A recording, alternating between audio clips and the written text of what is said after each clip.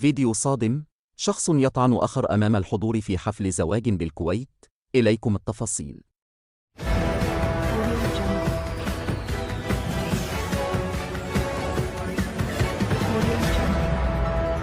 وثق مقطع فيديو صادم لحظة طعن رجل لأحد الأشخاص في إحدى صالات الأعراس بالكويت.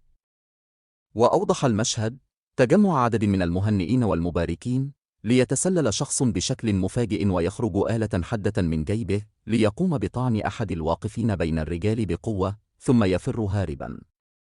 وبدت الصدمة على وجوه الحاضرين قبل أن يتحركوا لمساعدة المطعون، فيما حاول آخرون مطاردة الجاني.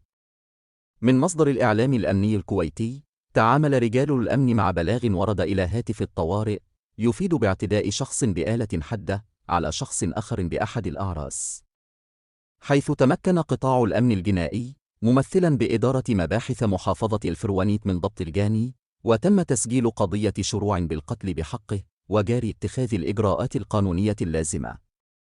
فيما ذكرت صحف محلية أن الجاني هو شقيق المطعون.